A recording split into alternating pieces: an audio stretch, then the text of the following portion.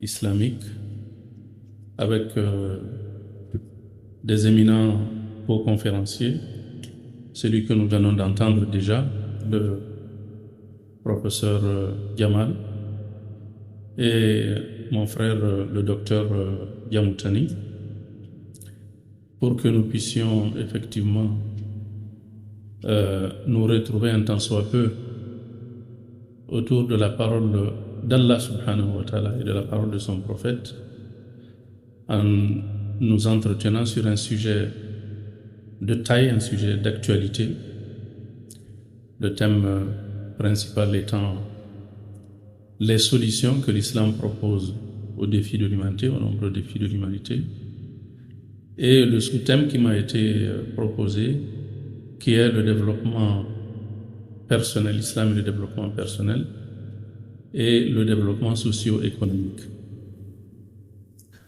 Je crois qu'en guise d'introduction, je vais devoir parler d'abord du thème principal relatif aux solutions que l'islam propose aux défis de l'humanité. Nous savons qu'aujourd'hui, le monde entier fait face à des défis inédits. Dans la longue histoire de l'humanité, l'humanité n'a, à mon sens, jamais connu autant de défis, autant de problèmes, autant de crises que ce que nous connaissons aujourd'hui. Et il est connu également que, à ce que je sache, l'humanité n'a jamais produit autant d'experts dans tous les domaines pour chercher des solutions à ces crises et à ces défis. Mais l'échec de l'humanité à trouver des solutions n'a jamais été aussi patent que ce que nous vivons aujourd'hui. C'est parce qu'à mon avis, l'humanité passe à côté de la solution.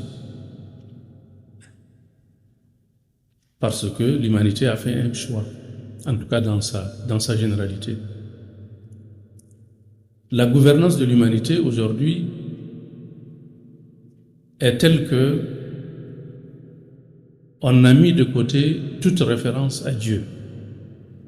Toutes ces crises, tous ces défis auxquels nous sommes confrontés, à mon sens, sont le résultat d'une crise, d'une première crise, qui est en fait la matrice des crises. C'est précisément notre décadence morale, la décadence morale de l'humanité. Et puisque, par définition, la morale a pour source Dieu, subhanahu wa ta'ala, qu'il a transmise à l'humanité à travers ses messagers et ses prophètes, à travers les livres qui ont été révélés, le fait que l'humanité ait choisi, dans sa grande majorité aujourd'hui, de tourner le dos à Allah subhanahu wa ta'ala, eh bien, à mon avis, c'est ce qui explique cette décadence morale qui a engendré les autres crises que nous connaissons, qui sont très très nombreuses, à savoir les guerres et les conflits, qui ne s'arrêtent pas,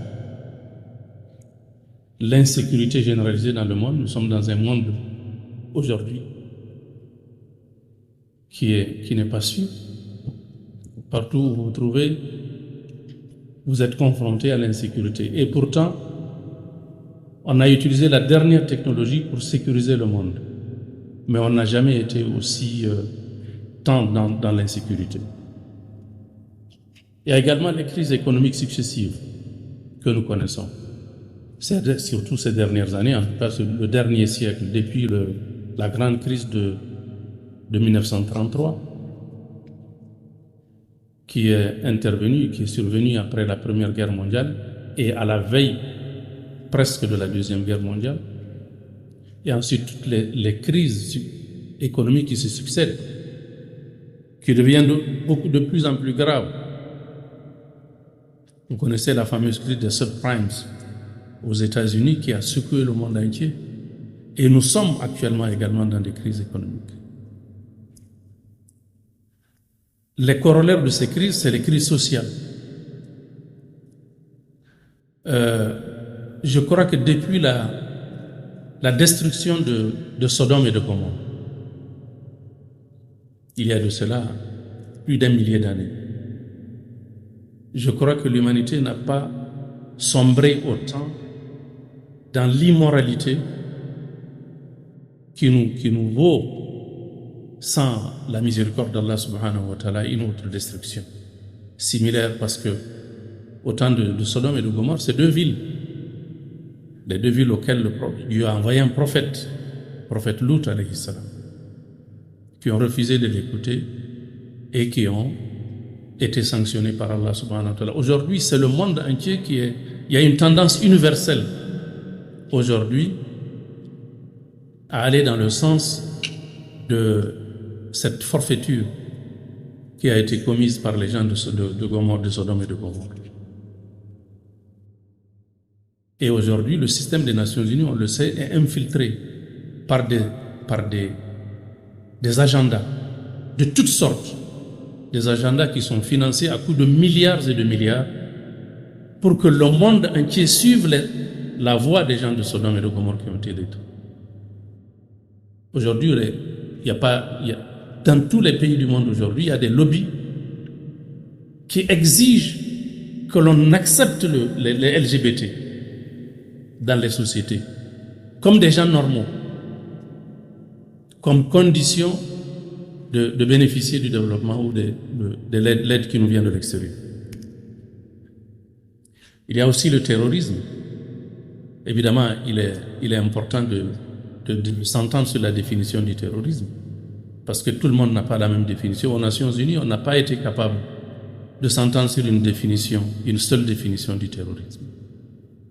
Par exemple, ce qui se passe aujourd'hui à Gaza, ces milliers et des milliers de femmes, d'enfants et de vieillards qui sont détruits sous les yeux des caméras, sous les yeux du monde entier. Cet acte-là n'est pas reconnu par les Nations Unies, ou en tout cas par ce qu'on appelle la communauté internationale, comme des actes de terrorisme d'État ou de génocide. Il y a comme crise, nous avons la crise de l'éducation, par exemple, dont nous avons toujours parlé, que nous avons toujours décrié.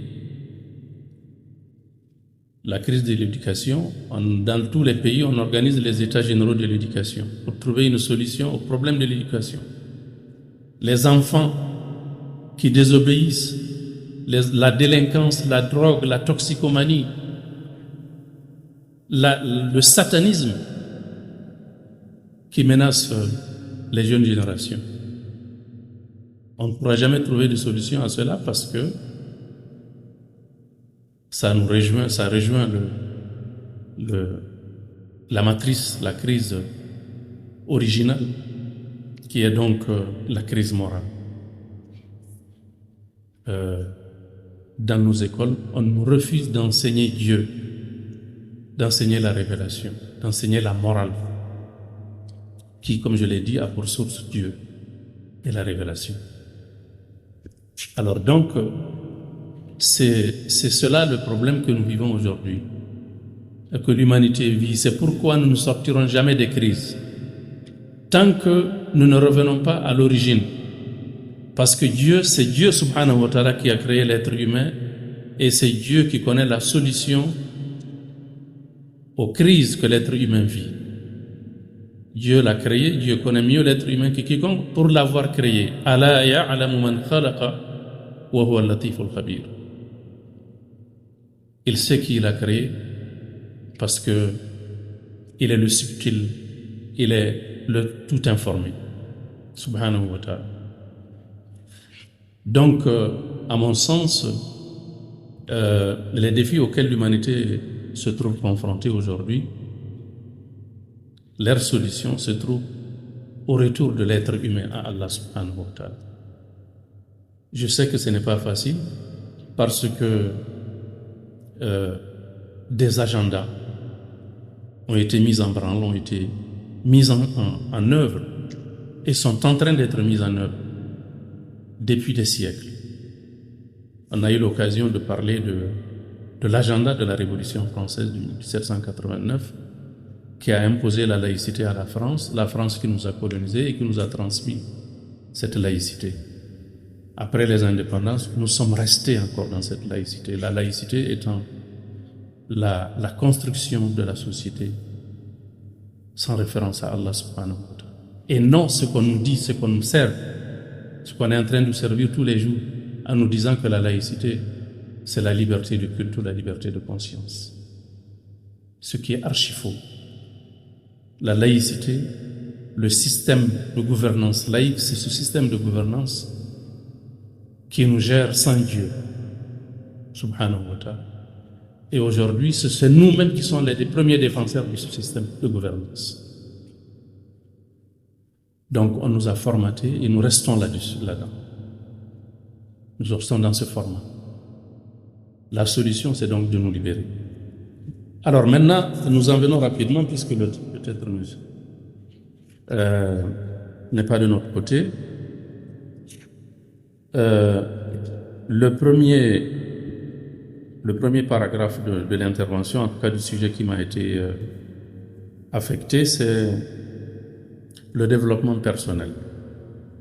On sait que, en termes de développement personnel, il y a des organisations, des ONG, des coachs, etc., des gens qui se proposent pour proposer des formes de promotion personnelle de l'être humain, de la société. Comment se gérer, comment, n'est-ce pas, exploiter ses atouts personnels, comment apprendre l'art de la négociation, comment gérer ses émotions, comment exploiter l'intelligence émotionnelle de la personne ou l'intelligence spirituelle, etc. Quand on regarde tous ces formats qui sont proposés pour la promotion, pour le développement personnel de l'être humain, nous nous rendons compte que ce sont des recettes qui ne s'appuient pas sur l'absolu, sur le transcendant. Eh bien, l'islam nous propose plutôt une autre recette. Une recette qui tienne compte des deux aspects, des deux moitiés de l'être humain. L'être humain est composé de deux moitiés, comme on le sait. En tout cas, c'est ce que l'islam nous apprend. Le Coran nous le dit dans plusieurs versets. وَإِذْ قَالَ رَبُّكَ لِلْمَلَائِكَةِ إِنِّي خَالِقٌ بَشَرًا مِنْ طِينٍ فَإِذَا سَوَّيْتُهُ وَنَفَخْتُ فِيهِ مِنْ رُوحِي فَقَعُوا لَهُ سَاجِدِينَ. À propos de la création de l'être humain, de sa nature, ou de sa double nature précisément, Dieu nous dit que il a créé la première moitié de l'être humain, ou la première nature de l'être humain à partir de la matière, les éléments du tableau de Mendeleïev, la moitié matérielle, composée d'oxygène, d'azote, de fer, de tout ce que, et toutes les autres composantes. Lorsque je l'aurai façonné, dit Dieu dans le verset, et que j'aurai soufflé en lui de mon esprit, voilà, mon esprit, c'est donc la deuxième nature, l'esprit de Dieu, subhanahu wa ta'ala, il a bien dit mon esprit. En ce moment-là, je vous demande, vous les anges, qui assistez à cela, de vous prosterner pour Adam, le premier homme ainsi constitué. Prosterner pour lui en guise de salutation, pas en guise d'adoration. Alors, ici donc, nous avons ces deux moitiés. Chaque moitié a un certain nombre de besoins pour l'épanouissement de l'être humain. La moitié matérielle a besoin de manger, de boire, de se vêtir, de se soigner, de s'abriter, etc., etc. Tout ce qui concerne les besoins matériels de l'être humain. La deuxième moitié, qui en réalité n'est pas une moitié, parce que c'est plus qu'une moitié, dans la mesure où la moitié matérielle est temporaire, est mortelle, passagère, éphémère. La moitié spirituelle, elle demeure éternellement. C'est elle qui est la suite de l'être humain. C'est elle qui elle a été avant notre échelle de l'ici-bas, qui le sera dans les échelles qui suivront jusqu'au paradis, pour les croyants, et jusqu'à l'enfer pour les autres. Donc nous avons besoin également de satisfaire les besoins de la moitié spirituelle dans le cadre de notre promotion et de notre développement personnel. Malheureusement, c'est cet aspect qui a manqué, qui manque à beaucoup d'êtres humains. C'est ce qui explique les déséquilibres que les gens vivent dans leur quotidien. La moitié spirituelle, quel est son besoin? C'est le besoin de la spiritualité. C'est-à-dire, c'est le besoin d'avoir Dieu subhanahu wa ta'ala. L'être humain, de manière innée, de manière naturelle, a besoin de Dieu, cherche Dieu, veut accéder à Allah subhanahu wa ta'ala. Il se trouve que aujourd'hui, c'est dans le monde où nous sommes. Dans le monde où nous sommes, il y a une seule voie authentiquement divine qui permet à l'être humain d'accéder à Dieu. C'est le chemin de l'islam, il faut le dire, sans détour. Ni le christianisme, ni le catholique, le christianisme dans ses différents démembrements, ni le bouddhisme, ni le brahmanisme, il n'y a pas une religion, même révélée aujourd'hui, qui permet à l'être humain d'accéder authentiquement à Dieu subhanahu wa ta'ala en dehors de l'islam. Parce que malheureusement, effectivement, les autres religions, bien que révélées, ont connu des altérations. Donc ne conservent pas leur originalité divine. Et ça, ce n'est pas moi qui l'ai dit, c'est Dieu qui nous l'a dit dans sa dernière volonté révélée à l'être humain qui est le Coran. Dieu nous dit dans le Coran وَمَنْ يَبْتَغِ غَيْرَ الْإِسْلَامِ دِينًا فَلَنْ يُقْبَلَ مِنْهُ وَهُوَ فِي الْآخِرَةِ مِنَ الْخَاسِرِينَ. Quiconque recherche la vérité, c'est-à-dire la voie qui conduit à Allah subhanahu wa ta'ala, فَلَنْ يُقْبَلَ مِنْهُ وَمَنْ يَبْتَغِ غَيْرَ الْإِسْلَامِ دِينًا فَلَنْ يُقْبَلَ مِنْهُ. Si c'est autre chose que l'islam, Dieu ne l'acceptera pas. Et le jour des comptes, la personne sera du nombre des perdants. N'est-ce pas? Donc, il est important de le comprendre, et nous le savons. Ces livres ont été altérés.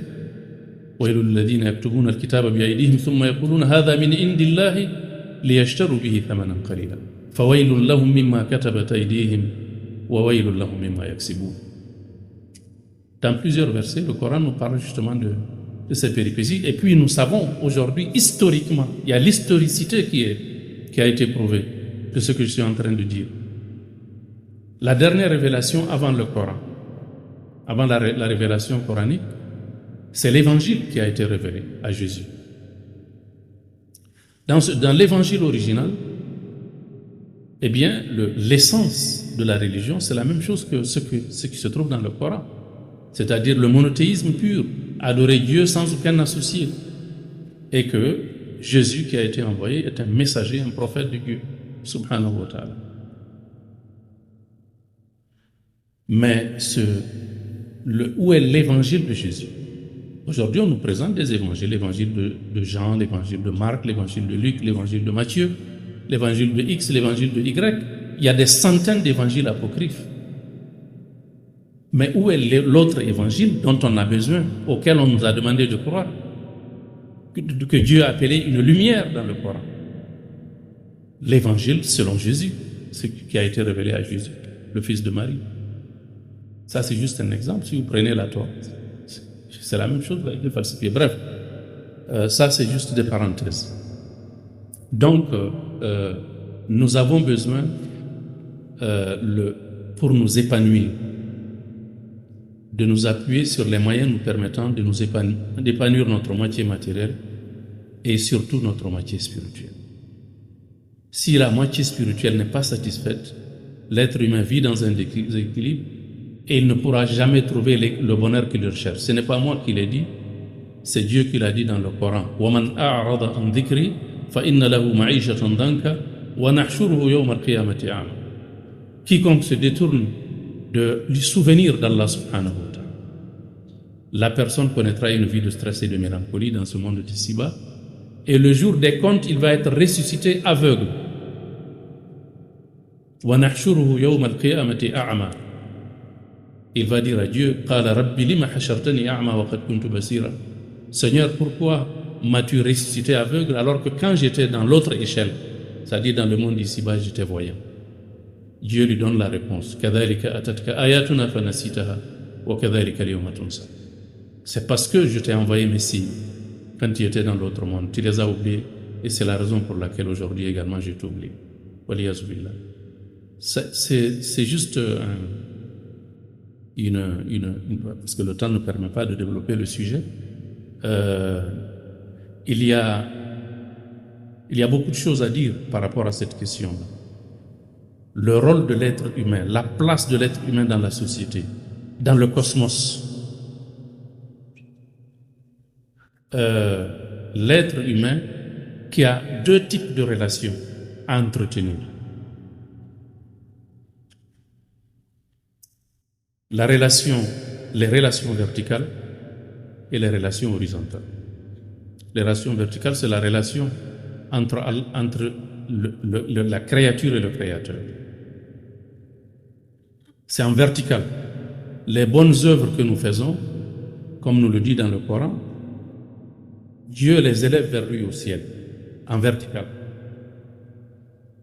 Et la miséricorde d'Allah subhanahu wa ta'ala, la réponse, l'acceptation, la miséricorde qu'il descend sur nous, également est verticale sur nous.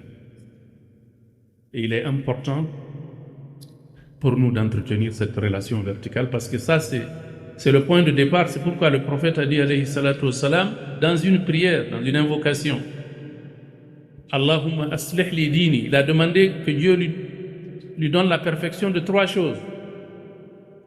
Allahumma aslih li dini alladhi huwa ismatu amri wa aslih li dunyaya allati fiha ma'ashi wa aslih li akhirati allati ilayha ma'adi. Je te demande de parfaire ma relation avec toi, ma religiosité, ma foi, qui est la garantie de ma situation. Donc c'est la garantie. C'est autour de cela, c'est la base, c'est la fondation sur laquelle se construisent tous les autres rapports. Parfais-moi également ma vie d'ici-bas, parce que c'est là que j'habite pour le moment. Et parfait-moi également mon au-delà, parce que c'est là-bas mon devenir. Donc le croyant, et ça c'est la règle absolue. On ne peut pas atteindre le bonheur quand on est détaché d'Allah subhanahu wa ta'ala. Parce que si on est détaché de Dieu, on n'aura pas les moyens de satisfaire notre besoin de spiritualité, notre besoin d'accéder à Allah subhanahu wa ta'ala. Donc ça c'est la base, c'est la fondation. Et ensuite se construisent les autres relations. Bismillah subhanahu wa ta'ala. Alors, c'est un sujet qui a besoin de beaucoup d'autres aspects de développement. Maintenant, nous allons passer rapidement au développement socio-économique. Le développement socio-économique, ça concerne ça c'est l'organisation d'un État ou d'une société. Ce qu'il est important de savoir ici, c'est que par définition, contrairement à ce que d'autres veulent imposer à l'islam, l'islam est par définition un projet de société. Un projet de société qui ne laisse aucun aspect de la vie de l'être humain de côté, qui embrasse tous les aspects de l'être humain, qui prend en charge l'être humain du berceau au tombeau. D'ailleurs, comme quelqu'un d'autre me l'a rappelé, ce n'est pas seulement du berceau au tombeau. Même avant la naissance du musulman, l'islam s'occupe de lui. Parce que l'islam demande aux deux parents, aux futurs parents de l'enfant qui va naître, de parfaire leur choix, le choix du conjoint et le choix de la conjointe, qui vont donner naissance à l'enfant qui va naître et qui va être pris en charge par l'islam du berceau jusqu'à la tombe. Le prophète l'a dit alayhi salatu wassalam, dans plusieurs hadiths, mais avant lui, avant le prophète, le Coran l'a dit. قل إن صلاتي ونسكي ومحياي ومماتي لله رب العالمين لا شريك له وبذلك أمرت وأنا أول المسلمين. Ça, c'est ce que Dieu a demandé au prophète alayhi salatu wassalam de proclamer. Dis-leur très certainement, Inna salati, très certainement ma prière, wa nusuki, mon adoration ou ma dévotion, wa mahyaya wa mamati, ma vie et ma mort, donc rien ne reste, appartiennent à Dieu subhanahu wa ta'ala et à lui seul le Seigneur, le Seigneur des mondes. Lillahi Rabbil Alamin, la sharika lahu, appartient au Seigneur des mondes, mais sans associé, à lui seul.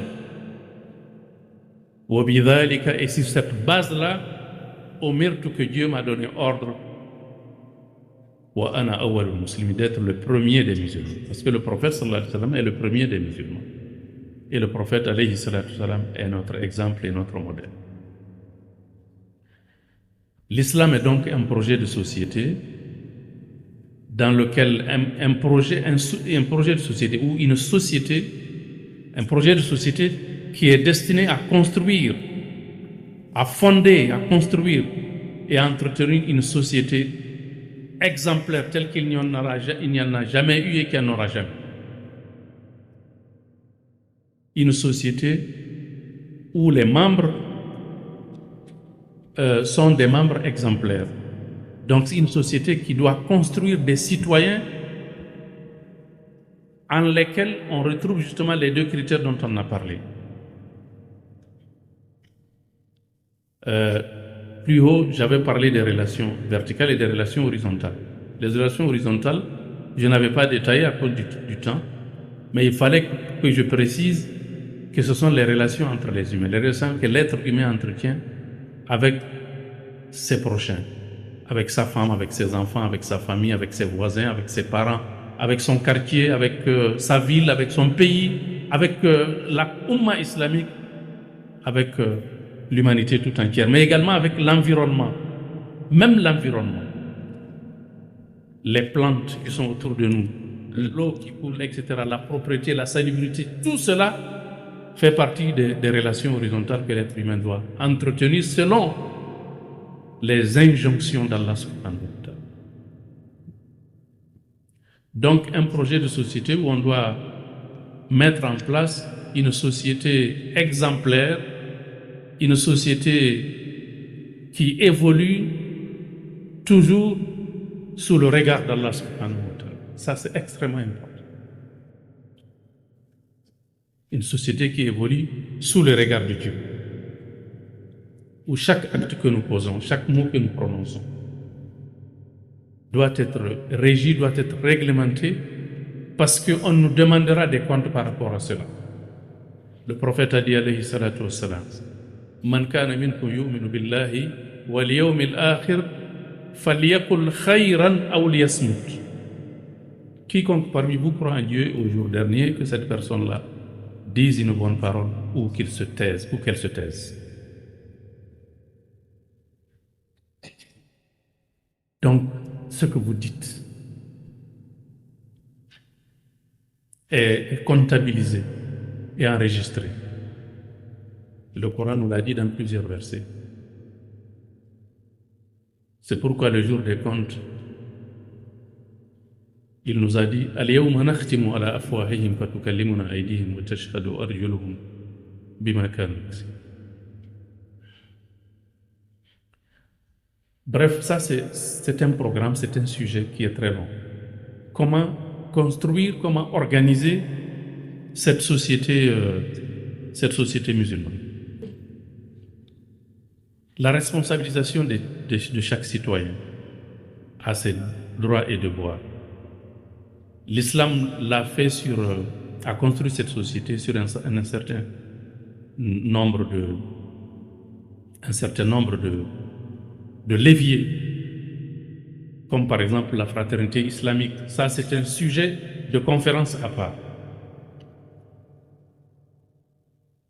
Je vous invite à découvrir le sens, la profondeur et la signification de cette fraternité islamique qui transcende la race, qui transcende la couleur, qui transcende le sang et le lait, qui transcende l'ici-bas pour se retrouver dans l'au-delà.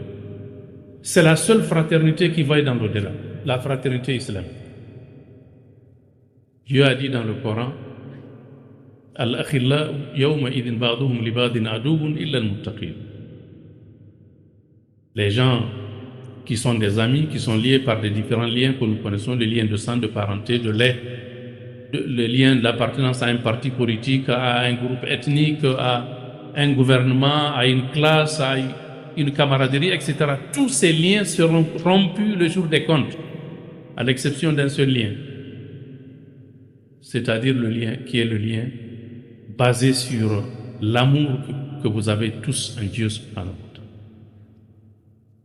C'est un long sujet qui a besoin d'être développé, la fraternité islamique. Il y a parmi ces leviers le lien, le respect du lien de parenté. Là aussi, c'est un autre sujet. Le respect du lien de parenté est sacré en islam, au point que quiconque rompt ce lien, la personne encourt la colère d'Allah subhanahu wa ta'ala. C'est un dialogue qui a eu lieu entre Dieu et le lien de parenté. Imaginez-vous, un dialogue entre Dieu et le lien de parenté. Dieu, le lien de parenté, c'est tenu debout devant Allah subhanahu wa ta'ala et a parlé à Dieu. Il a dit à Dieu, هذا مقام الأعذ بك مقام الأعذ بك من القطيعة. Là où je me tiens ici pour chercher refuge auprès de toi contre quiconque va me rompre. Dieu lui a répondu, je te fais deux faveurs. Premièrement, je détache ton nom, de mon propre nom. En arabe, ça s'appelle Silatul Rahim. Rahim. Rahim vient de Rahman et de Rahim. Ar-Rahman ar-Rahim. Ça, c'est la première faveur. Deuxième faveur, quiconque te rompra, sache que je la romprai. Je romprai toute personne qui te rompra. Et je comblerai de mes faveurs toute personne qui va te respecter. C'est ce que Dieu lui a donné. Donc, le lien de parenté fait partie des instruments privilégiés que l'islam a utilisés pour asseoir les bases de cette société, de ce projet de société qui est la société des croyants et des croyantes.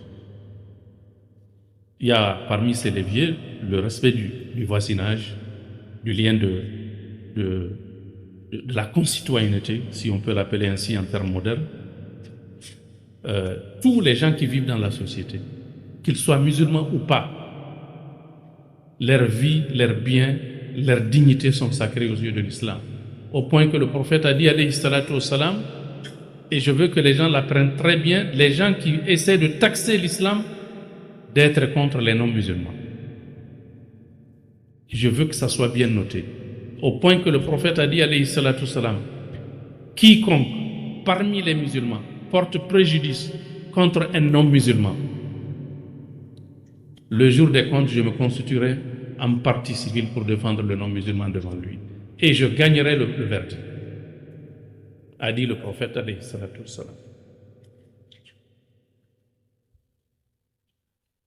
L'islam a également mis en place une chaîne de solidarité pour renforcer la cohésion de cette société. La chaîne de solidarité, il y en a beaucoup. Il y a la zakat, les 2,5% qui doivent être prélevés de chez le musulman qui a les moyens, qui a atteint le seuil imposable, qui est à peu près 84 grammes d'or, que vous arrivez à économiser pendant une année. On vous demande tout simplement de prélever 2,5%. C'est le taux de fiscalité le plus bas de la planète que l'islam a imposé sur les richesses des gens qui sont nantis dans la société pour renforcer la solidarité entre les membres de la société musulmane. La zakat. Ce n'est pas de l'aumône, ce n'est pas facultatif, c'est une obligation. Et pour remarquer, il faut observer que pour la première fois dans l'histoire de l'humanité, avec l'avènement de l'islam, au lieu que ce soit les riches qui entretiennent les pauvres, Parce que dans toutes les sociétés, c'est cela qu'on connaît. Ce sont les pauvres qui entretiennent les riches.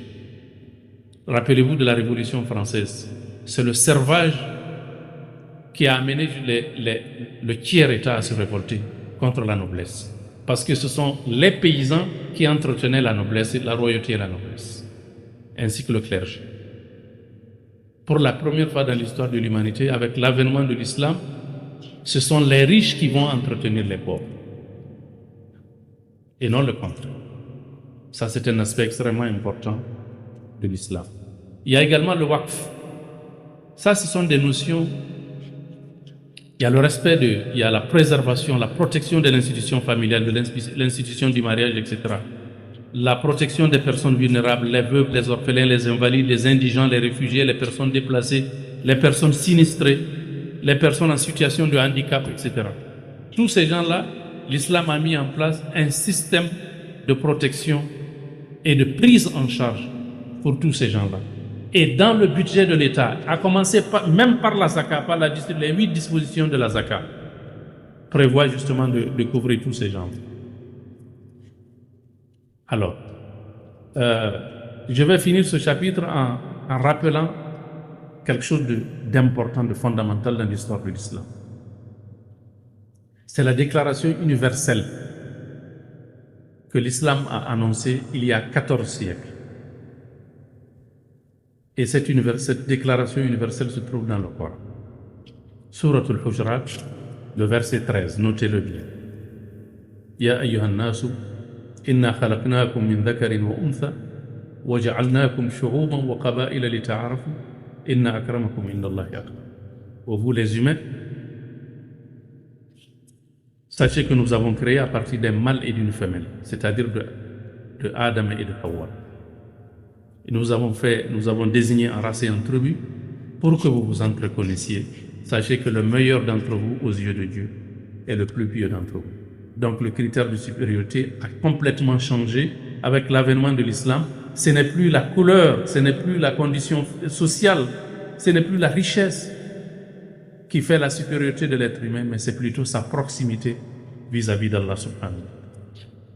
C'est avec ça que je conclue justement cet aspect, et c'est la raison pour laquelle, c'est à cause de tout cela et d'autres que je n'ai pas eu le temps de dire, que Dieu a décrété, que Dieu a donné le statut de la meilleure communauté à la communauté de Mohammed sallallahu alayhi wa sallam. Ce statut-là, c'est Dieu qui l'a donné aux musulmans. Dans un verset du Coran, le verset dans lequel Dieu dit, en effet, Kuntum khayra ummatin ukhrijat linnas ta'muruna bil ma'rufi wa tanhauna 'anil munkari wa tu'minuna billahi. Vous êtes la meilleure communauté qui soit créée dans l'histoire de l'humanité. Parce que vous avez 3 caractéristiques: vous ordonnez le convenable, vous interdisez le blâmable et vous croyez en Dieu. Alors, là, je dis bien la meilleure communauté parmi toutes les communautés que les prophètes ont eues. Et rappelez-vous, il y a eu 124 000 prophètes qui ont été répertoriés dans l'histoire de l'humanité. 124 000 prophètes, dont chacun a eu sa communauté, ou a eu, même si cette communauté est égale à 0. Il y en a qui n'ont eu personne en appelant les gens. Ils n'ont eu aucun adepte. Il y en a eu qui ont eu un seul adepte, il y en a eu d'autres qui ont eu beaucoup. Le prophète alayhi salam a dit justement aux musulmans de faire en sorte que lui, le jour des comptes, qu'il vienne et qu'il soit le prophète qui a eu la plus nombreuse des communautés. C'est pourquoi il a demandé, il a fait de l'islam une religion pronataliste. L'islam est une religion pronataliste. Il reste quelque chose? Hein? C'est fini? D'accord. Alors, pronataliste, effectivement, le prophète a dit mariez-vous aux femmes fécondes et amoureuses, car je serai fier le jour des comptes d'avoir la plus nombreuse des communautés. Donc les gens qui, les antinatalistes là, qui veulent nous imposer les recettes des Nations Unies et autres là, eh bien qu'ils avalent leur dépit. L'islam est en tout cas l'islam est pro-nataliste. Ifadlillah subhanahu wa ta'ala. Ce qui m'amène à présent à parler du 3e chapitre de mon exposé, à savoir le développement économique. Le développement économique, il faut dire que la particularité de l'activité économique ou du système économique islamique en comparaison avec les systèmes conventionnels, c'est que l'islam fait cette pratique, l'islam exerce ces activités économiques, conformément d'ailleurs à tout le système de l'islam. On a parlé du système social, on a parlé de l'éthique, on a parlé de la morale, etc.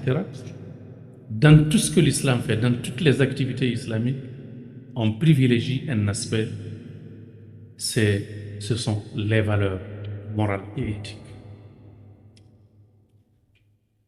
Donc, en islam, toutes les activités sont permises à l'exception de ce qui va à l'encontre de la moralité et des valeurs. Et ce qui fait une des particularités, une des caractéristiques du système économique de l'islam, en comparaison aux autres systèmes, au système conventionnel notamment, c'est le fait que l'islam proscrit l'usure dans toutes ses formes et dans toutes ses manifestations. Et regardez, puisque justement pour montrer que l'islam est véritablement un système révolutionnaire, par rapport, en tout cas qui est en rupture avec tout ce qui existe, il a été prouvé scientifiquement aujourd'hui que la raison ou la cause principale aujourd'hui de la crise économique dans le monde, c'est l'usure. Ce sont les transactions usuraires qui sont à la base de ça. Et c'est également les transactions usuraires qui sont à la base de l'injustice sociale et économique qui affecte notre monde d'aujourd'hui. Donc, la solution aux crises économiques, c'est revenir à Dieu, c'est-à-dire, c'est de sortir de la menace, ou en tout cas de la sanction qu'Allah subhanahu wa ta'ala a décrétée contre les gens qui enfreignent ces règles. Imaginez-vous, il existe un verset très important dans le Coran, ce qu'on appelle le ayatul riba. Dans ce verset, Dieu met en garde les êtres humains en leur disant que je vais vous déclarer la guerre si vous ne cessez pas les transactions usuraires. Cela montre que l'usure est véritablement une calamité extrêmement grave, une catastrophe extrêmement grave pour l'humanité, au point que Dieu déclare la guerre à l'usure et aux usuriers. En effet, c'est dans Surat al-Baqarah, Dieu nous dit « Ya ayyuhalladhina amanu taqullah wa dharu ma baqiya min ar-riba in kuntum mu'minin fa in lam taf'alu fa'adhanu biharbi min Allah wa rasulihi wa in tubtum falakum ru'usu amwalikum la tadhlimuna wa la tudlamun » Le sens du verset est clair. Dieu invite les croyants, à partir du moment où ce verset a été révélé, de s'abstenir de toute transaction usuraire. Et Dieu leur dit, si vous ne le faites pas, sachez que Dieu et son prophète vous déclarent la guerre. Imaginez-vous une économie mondiale à laquelle Dieu déclare la guerre. Comment est-ce que cette économie mondiale peut se mettre à l'abri de la crise, à l'abri du malheur? Comment est-ce qu'on peut avancer alors qu'on est en guerre contre Allah subhanahu wa ta'ala, alors que Dieu nous déclare la guerre? C'est pourquoi j'ai dit au début de mon intervention que les crises que nous connaissons n'ont qu'une seule explication, c'est une crise de valeur, une crise morale. C'est ce qui explique que justement toutes les autres crises ont découlé de cela. La pauvreté, la misère, la guerre, l'insécurité, n'est-ce pas, aujourd'hui le règne de Satan dans nos sociétés. Parce que Satan est en train de prendre d'assaut les sociétés humaines.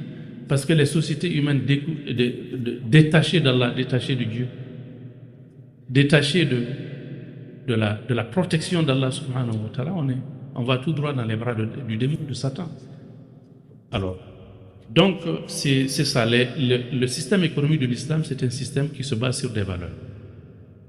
La justice, l'équité, l'honnêteté, la loyauté, la piété, al-ihsan, l'excellence, al-itqan, etc. Tout cela résume justement la nécessité pour le système islamique de se limiter strictement à ce qui est licite et de s'éloigner de ce qui est illicite. Alors, il y a un aspect que je vais, puisque c'est presque fini, on est à la fin, un aspect que je voudrais ici souligner, c'est par rapport justement à la zakat. La zakat, c'est une obligation pour les croyants qui ont donc atteint le seuil imposable de prélever prélever la zakat à hauteur de 2,5%, qui est, comme je l'ai dit, le taux de fiscalité le plus bas au monde.